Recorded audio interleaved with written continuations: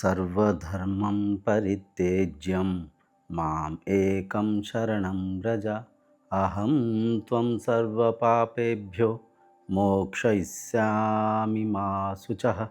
ओम शांति शांति शांति। ओम गुरुभ्यो नमः। ब्रह्म तत्व सत्संग कार्यक्रम में आप सबका स्वागत है। आज के विषय वस्तु को समझने से पहले इससे पहले की वीडियो को ध्यान से देखिए, क्योंकि ब्रह्म ज्ञान एक विराट सागर के जैसा है। भौतिक संसार, शरीर, इंद्रियां, मन एक दूसरे के साथ जुड़ा हुआ है। मन को समझने से पहले, इससे पहले की जो वीडियो है, इंद्रियों की स्वभाव, इंद्रियों की परिचय वाला वह वीडियो देखना निहायत ही जरूरी है। क्योंकि उस वीडियो को देखकर इस वीडियो को अगर आप देखेंगे तो समझने में बड़ा सहजता हो जाएगा, सहजता से आप समझ पाएंगे। इस चैनल में जो भी वीडियोस बनाया जा रहा है, हम एक विधिवत सीक्वेंस के साथ बनाया जा रहा है। आप भी इसे देखते समय क्रमशः देखिए, क्रमशः एक के बाद दूसरा सीरियल नंबर को, डेट को परखते हुए आप वीडियोस को देखेंगे तो आप हर बात को सहजता से समझ पाएंगे। आज के विषय वस्तु मन क्या है। बहुत ही गहरी टॉपिक है, बहुत ही समझने योग्य चर्चा है। कई सत्संग में कई सज्जनों के मुख से आप सुने होंगे, मन को नियंत्रण में रखना चाहिए। जिस व्यक्ति ने खुद के मन को वश में कर लिया, वह सारा संसार को वश में कर लिया। मन को नियंत्रण में रखने के लिए कई सारा साधनाएं करते रहते हैं, कई सारा चेष्टा प्रचेष्टा करते रहते हैं, परंतु मन क्या है इसे बहुत कम लोग जानते हैं। थोड़ा इस बात को विवेकी होकर परखिए। मन क्या है जब तक आप नहीं जानेंगे, मन को भला कैसे नियंत्रण में करेंगे, मन को कैसे आप संयमित रखेंगे। तो ध्यान से इस वीडियो को समझने के प्रयत्न करिए। जैसे कि पिछले वीडियो में हम परखते हुए समझ पाए थे, इस शरीर में 5 ज्ञानेंद्रियां, 5 कर्मेंद्रियां है। ज्ञानेंद्रियां वह इंद्रिया है जिसके माध्यम से हम भौतिक ज्ञान को ग्रहण करते हैं। ज्ञानेंद्रिया 5 क्या है? आँख, नाक, जीभ, कान और त्वचा। ये जो 5 ज्ञानेंद्रियों के माध्यम से हम ये भौतिक संसार के ज्ञान को ग्रहण करते रहते हैं, परखते रहते हैं, समझते रहते हैं। इन 5 ज्ञानेंद्रियों के संपर्क में जब कभी भी कोई एक भौतिक वस्तु जब आता है, भौतिक व्यवहार जब आता है, भौतिक पदार्थ जब भी आता है, उस वस्तु के प्रतिछवि को मन में एक छाप बनाकर स्मृति के रूप में संग्रहित हो जाता है। अपना जो मस्तिष्क है, ब्रेन जिसे अंग्रेजी में बोलते हैं, मस्तिष्क एक मेमोरी कार्ड के जैसा है। जब भी इंद्रियों के माध्यम से हम कुछ देखा, कुछ सुना, कुछ चखा, कुछ स्पर्श अनुभव किया, कुछ गंध सुगंध को लिया, इन 5 इंद्रियों के माध्यम से जब कभी भी भौतिक ज्ञान को हम अनुभव करते हैं, वह अनुभव की स्मृति संग्रहित होकर मस्तिष्क के अंदर मन के रूप में निर्माण होता है। और थोड़ा सा गहराई से समझेंगे। जैसे कि मेरे सामने एक कैमरा लगा हुआ है। एक कैमरा जब भी ऑन हो जाता है, कैमरा के सामने जो भी चित्र आता है, जो भी दृश्य आता है, उस दृश्य के फोटो को मेमोरी कार्ड के अंदर वह कैप्चर करता है।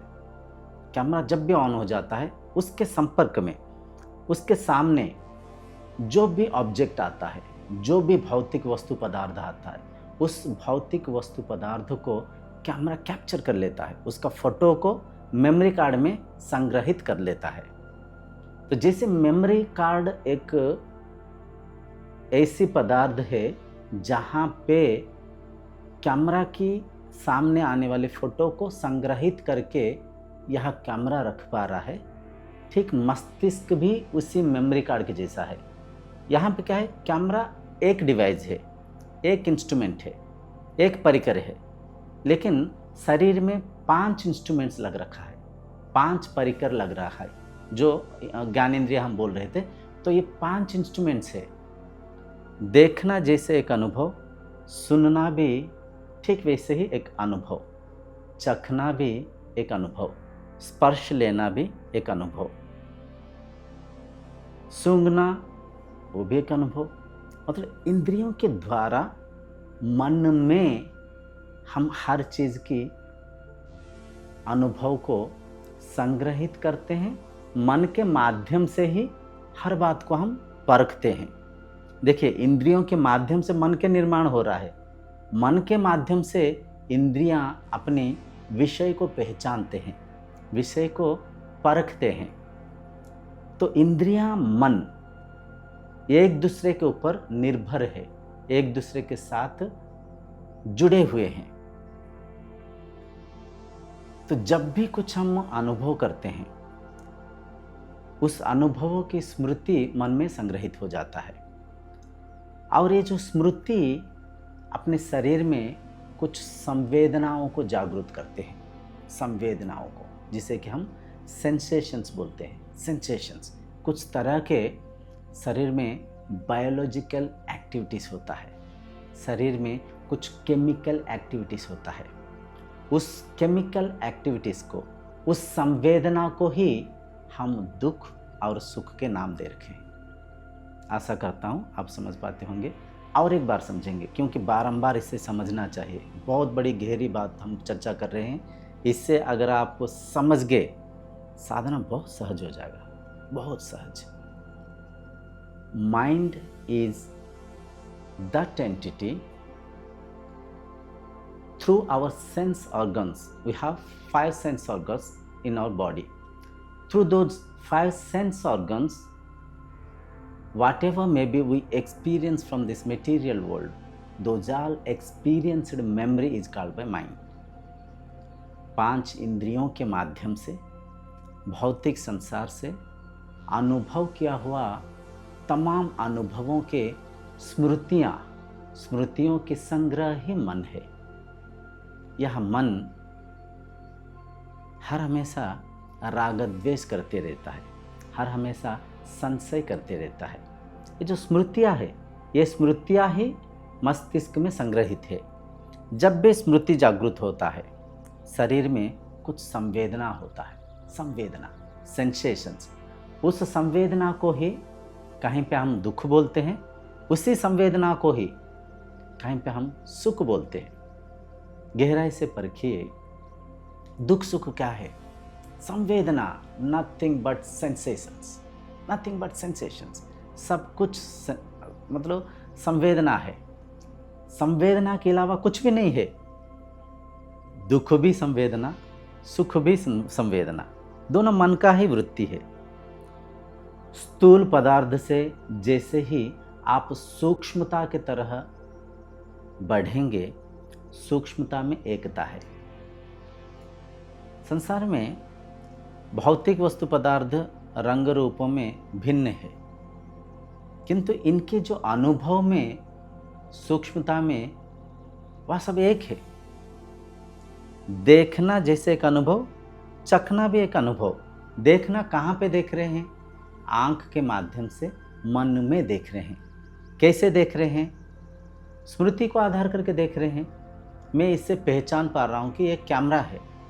इसे मैं कैसे पहचान पा रहा हूँ? इस डिवाइस के बारे में, इस इंस्ट्रूमेंट के बारे में कोई ना कोई मुझे कहीं ना कहीं परिचय करवाए थे। इसे कैमरा बोलते हैं, इसका ऑपरेटिंग ऐसे होता है, इसके काम ये है। तो उसी स्मृति से ही मैं इसे पहचान पा रहा हूँ। मान लीजिए आपको बोलेंगे कोई एलियन के बारे में, आप कल्पना करिए एलियन के बारे में। क्या आप कल्पना कर पाएंगे?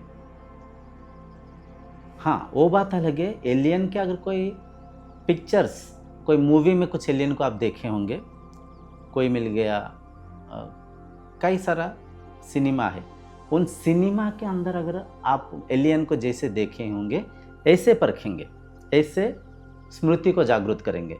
वरना जिस वस्तु को, जिस शरीर को, जिस पदार्थ को आप नहीं देखे हैं, उसके बारे में अगर आपको बोला जाए, उसके बारे में सोचने के लिए बोला जाए, उसके बारे में मन में चिंता करने की, कल्पना करने की अगर आपको बताया जाए, आप कल्पना नहीं कर पाएंगे, क्योंकि उसके स्मृति नहीं है, उसके अनुभव नहीं है। तो आशा करता हूँ आप समझ पाते होंगे, इंद्रियों के माध्यम से जो भी अनुभव को हम अनुभव करते हैं, यह तमाम स्मृतियाँ ही मन है।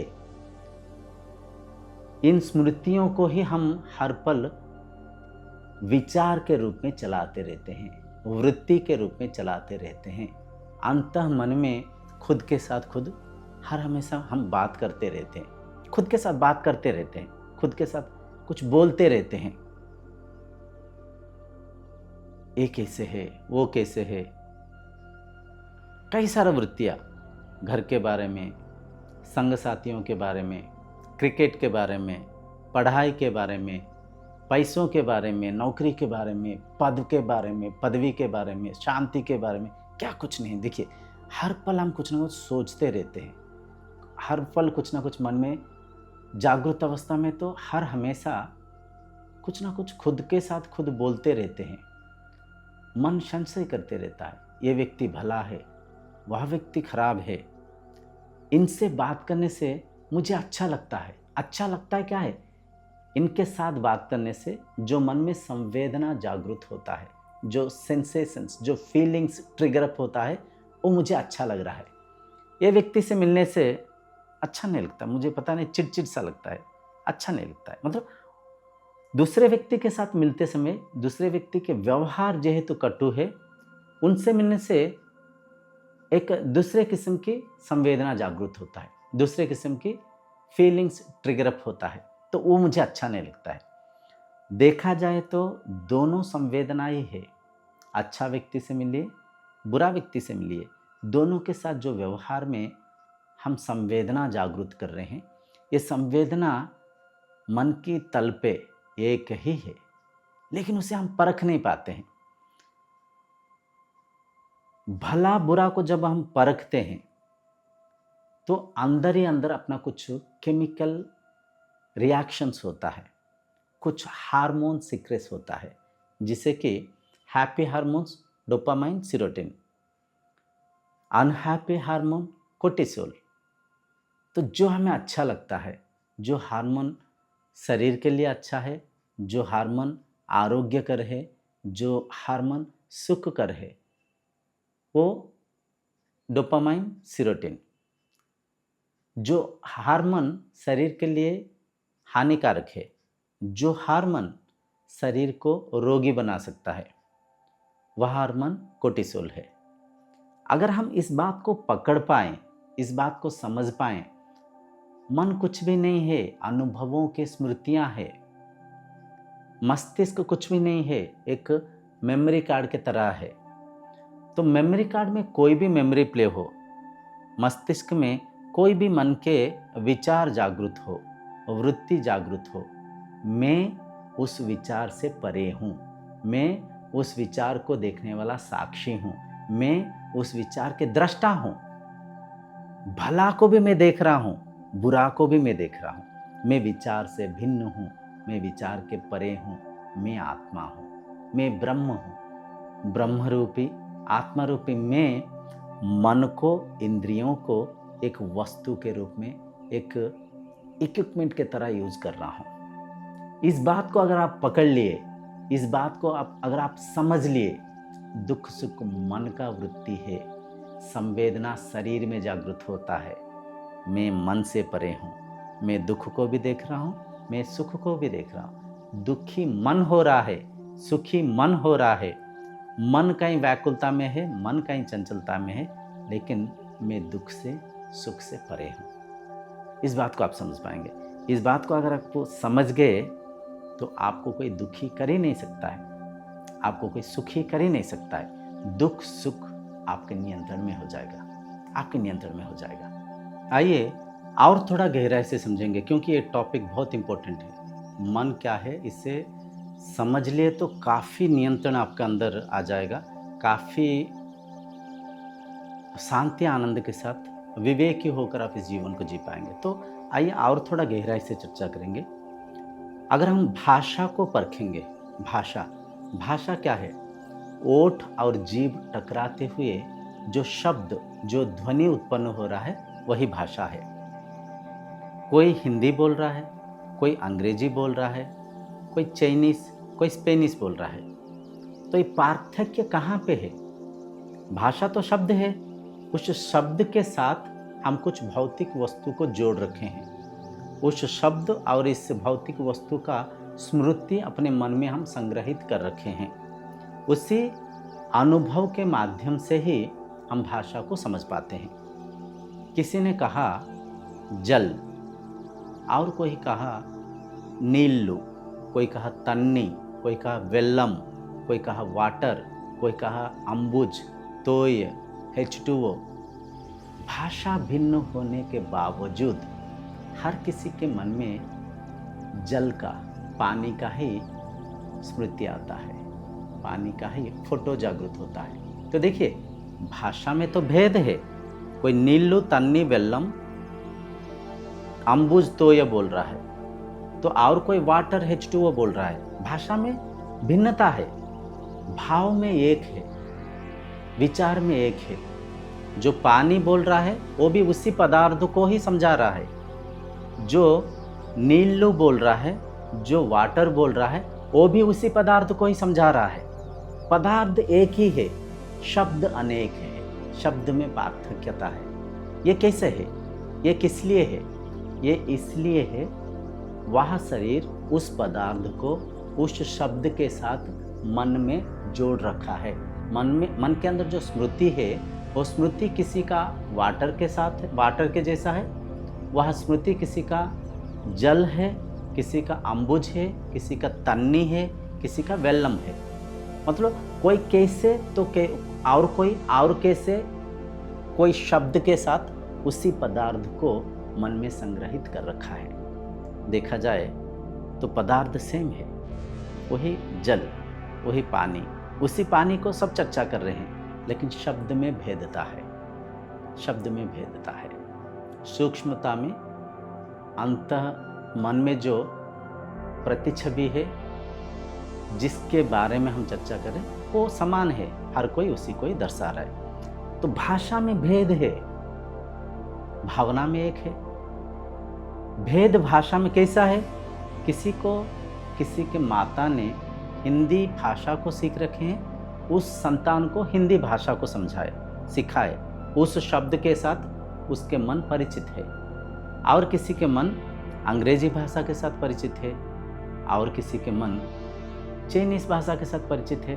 तो जो भी शरीर बचपन से जिस शब्द के साथ मन में स्मृति को संग्रहित करके रखा हुआ है, शब्द के साथ चीज़ों वस्तु को पहचानता है, वह शरीर उस भाषा को श्रेष्ठ मान रखा है, उसी भाषा को व्यवहार में विनियोग कर रहा है, और उसी तरह से, उसी नज़रिया से इस संसार को देख रहा है।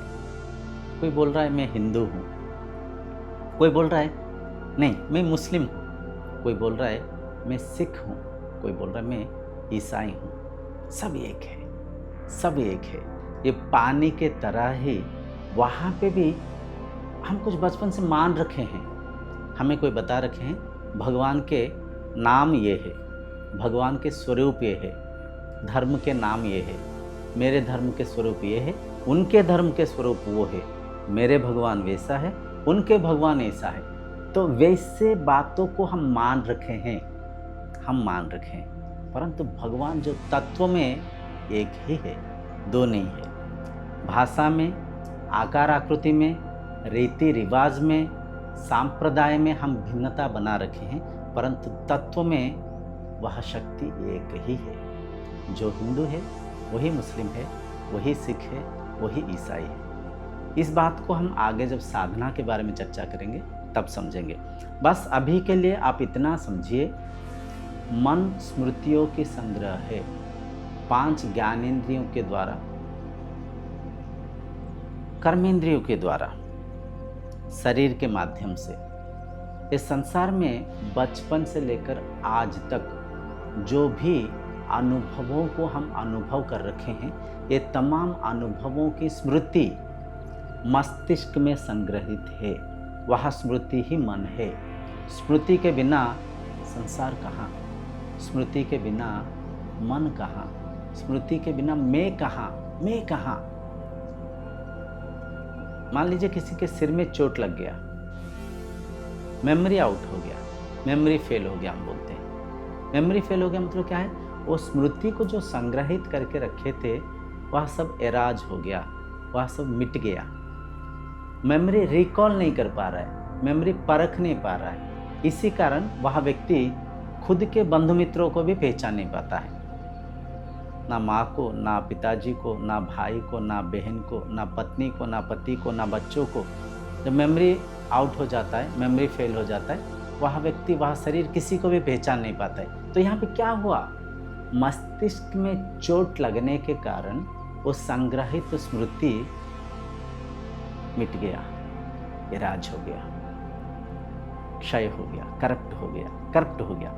अंग्रेजी भाषा में जो मेमोरी कार्ड में, मेमोरी कार्ड करप्ट हो गया। तो मेमोरी कार्ड में क्या है पता नहीं चलेगा, परख नहीं पाएंगे। मन जब भी विचार करता है, मन कार्यरत रहता है। मन जब भी विचार नहीं करता है, मन स्वरूपस्थ रहता है, मन शांत रहता है, मन विश्राम करता है। जब हम ध्यान के बारे में चर्चा करेंगे तब इसी बात को परखते हुए हम समझेंगे, मन को विचारों से मुक्त कर देना, मन को स्वरूपस्थ कर देना, मन को विश्राम देना ही ध्यान है। जब ध्यान के बारे में हम चर्चा करेंगे उस साधना में, तब और थोड़ा सा गहराई में हम चर्चा करेंगे, समझेंगे। तो यहाँ पे बस इतना समझिए, जो इंद्रियों के माध्यम से हम संसार से जो कुछ भी अनुभव करते हैं, एक्सपीरियंस करते हैं, यह तमाम अनुभवों की स्मृति मन है। इन अनुभवों के साथ अपना कुछ संवेदनाएं जुड़ा हुआ है। इन संवेदनाओं के साथ, ये संवेदना जब जागृत होता है मस्तिष्क में, मन में, तो कुछ बायोलॉजिकल केमिकल रिएक्शंस होता है। तो जो केमिकल रिएक्शन होता है उसके कारण कुछ हार्मोन सीक्रेट होता है। वह हार्मोन ही कहीं पे हमें सुख देता है तो कहीं पे हमें दुखी करता है, कहीं पे अच्छा लगता है, बड़ा शांत लगता है, बड़ा खुशी लगता है, आहा बड़ा खुशी लगता है, कहीं पे बड़ा चंचल करता है, कहीं पे बड़ा अस्थिर करता है, कहीं पे बड़ा व्याकुल करता है। तो ये तमाम संवेदनाएं क्या है?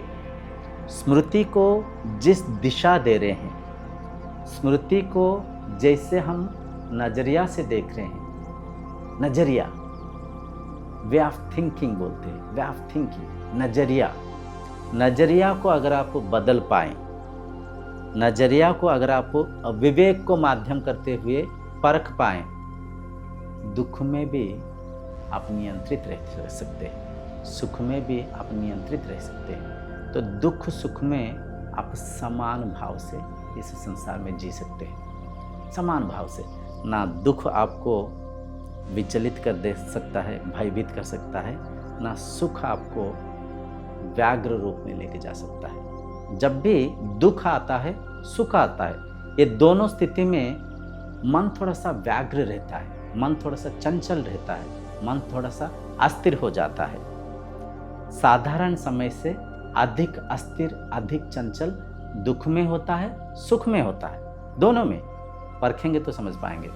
तो दोनों ही स्थिति बड़ा डेंजर है, बड़ा डेंजर है। इन दोनों स्थिति में अगर आप खुद को नियंत्रित रख पाया, जीवन में आनंद ही आनंद है, जीवन में सुख ही सुख है। तो आशा करता हूँ आप समझ पाते होंगे। कोई भौतिक वस्तु को आप देखे, सुने, चखे, स्पर्श किए, घ्राणानुभूति के द्वारा गंध सुगंध को लिए, तो उस भौतिक वस्तु के माध्यम से मन में उस वस्तु के प्रति जो भी अनुभव था वो जागृत हो जाता है। वो अनुभव विचार के रूप में वृत्ति करता है, सोचना आरंभ कर देता है। कुछ ना कुछ बोलना आरंभ कर देता है अंतःमन में। ये वृत्ति के माध्यम से शरीर में कुछ संवेदनाएं जागृत होता है, सेंसेशंस जागृत होता है। ये अच्छा लग रहा है, ये बुरा लग रहा है, इस व्यक्ति से बात नहीं करूंगा, उस जगह में जाने से अच्छा लगेगा। ये सब क्या है? सब विचार है, सब स्मृति है, सब कुछ संवेदना है। परंतु आप विचार से परे है, आप वृत्ति से परे है, आप मन से परे है, आप संवेदना से परे है। दुख को, सुख को, भला को, बुरा को, सब कुछ, सारे इन बायोलॉजिकल केमिकल एक्टिविटीज़ को, इन तमाम हार्मोन सिक्रेशन की एक्सपीरियंस को एक्सपीरियंस करने वाला यूजर आप है, दृष्टा आप है, आत्मा आप है, साक्ष्य आप है। तो जब आप स्वयं को समझ लेंगे, मन आपका एक वस्तु है, विचार एक छोटा सा वस्तु की तरह है, एक छोटा सा कंप्यूटर के सॉफ्टवेयर की तरह है। तो आज के सत्संग को यहीं पे विराम देंगे। ये सत्संग में जो भी बताया जा रहा है उसे स्वाध्याय करिए, स्वयं में स्वयं के अनुभव के साथ जोड़ते हुए परखिए। मन में अगर कोई संदेह जागृत होता है, नीचे कमेंट सेक्शन में लिख के भेजिए। उसके ऊपर भी कुछ वीडियोस बनाएंगे जिससे आपका निरिध्यासन हो जाएगा। श्रवण मनन निरिध्यासन, जो भी सत्संग में आप सुनते हैं उसे ध्यान पूर्वक एकाग्र चित्त से सुनिए। जो भी सुने हैं उसे मन में मनन करते हुए परखिए। जो भी परखते हैं उसके प्रति अगर वहाँ पे उस विषय के प्रति कोई मन में संदेह जागृत हो तो उसे निरिध्यासन करिए, उस संदेह को पूछिए, मन को स्पष्ट करिए। समय आएगा मन नियंत्रित हो जाएगा, इंद्रियां नियंत्रित हो जाएगा। आप दृष्टा भाव से, आप साक्षी भाव से, आप आत्म भाव से, आप ब्रह्म भाव से आनंद के साथ इस जीवन को जी पाएंगे, मनुष्य जीवन को सार्थक कर पाएंगे। ना केवल आप आनंद में रहेंगे, आपके संग साथी, आपके बंधु मित्र, आपसे जुड़ा हुआ हर किसी को आनंदित रख पाएंगे, हर किसी को उल्लासित रख पाएंगे। अगले सत्संग तक आपसे विदाई लेता हूँ। ओम शांतिर्भवतु।